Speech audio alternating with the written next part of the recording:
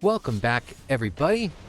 We are playing Brawl using Yarok the Desecrated, which is still my favorite commander to use just because of that value. And today we are playing Jodah, Archmage Eternal, which is not the unifier, but it's still going to be a 5-color commander.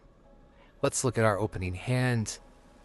It is tempting, but I'm going to go ahead and mulligan this. This one's looking a little bit better. Have some ramp tools, got that counter spell and a Ravenous Chupacabra for some removal.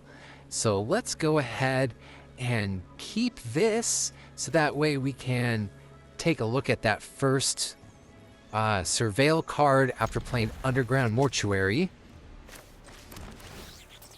See what we can see here. Okay, Arcane Signet.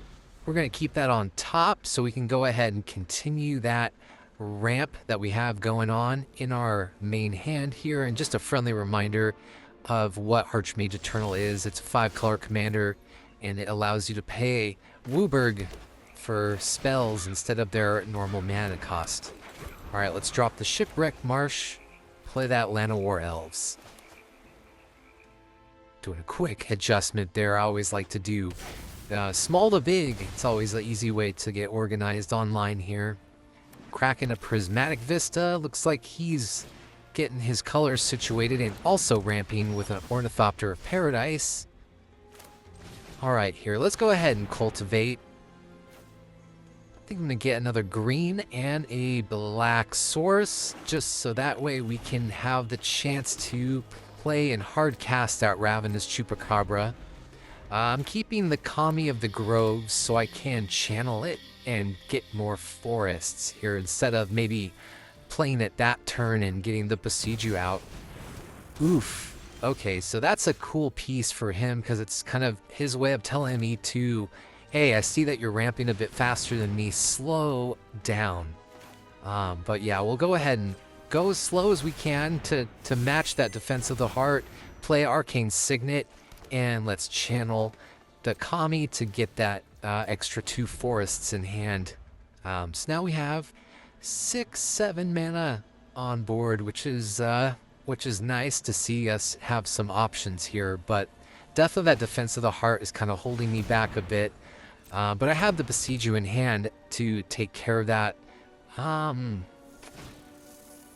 I feel like I have some options here. Besiju, I got 3 options, but I'm going to go ahead and take care of that Defense of the Heart.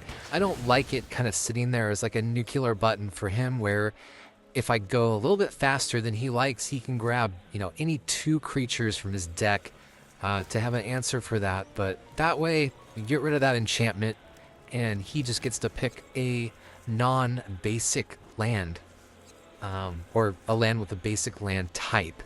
So I guess if he does have, a shock or, maybe one of those triumphs in there, maybe he can pull that out.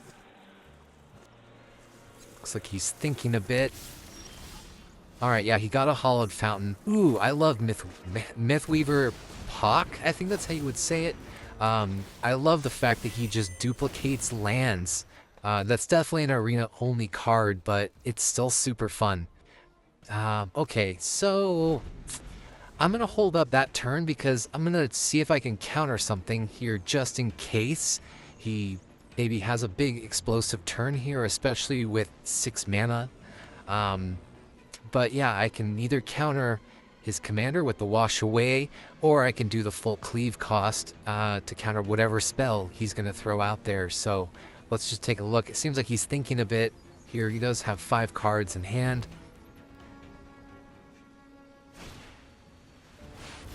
This is exactly why I kept that Wash Away. I'm going to go ahead and counter that Time Wipe. I was tempted to play the Yarok just to set up maybe my next turn.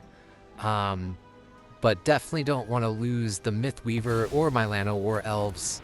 Because that is 7 power with Mythweaver just to have as an option to attack. And that taps him out except for 1 from Ornithopter. And he wasn't able to maybe counter that. So that's always good. But I'm going to go ahead and play the Gala Greeters. And have enough mana for Yarok. And I'll get double triggers off of him entering with Gala Greeters, which is nice. I don't think I need the life at this moment, but I'll get a treasure token and give him a +1/+1 counter. I'll swing in with Mythweaver. Just, you know, I don't think he's gonna block.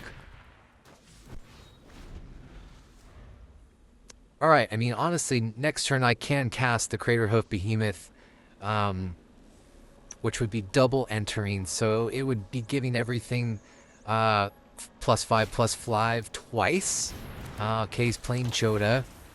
2 mana left. Not sure what his thoughts are here, but looks like he's maybe thinking about, okay, yeah, he's doing the Swiftfoot Boots.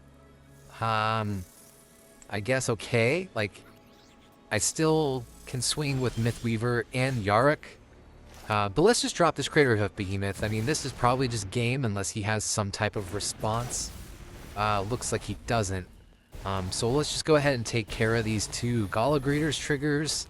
And as I said earlier, you know, +5/+5 twice. That's a lot of damage on the board. I mean, basic math here. Looks like it's over 50, just off a cursory glance. He's looking at his hands, so that's making me a little bit nervous. Okay, I think he's just trying to maybe get some of his challenges for the day with that green spell to give it indestructible.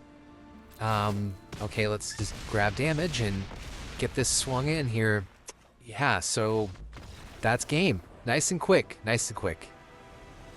Thanks for watching, guys. I really appreciate it. If you have any comments or feedback, let me know. I'm always happy to hear.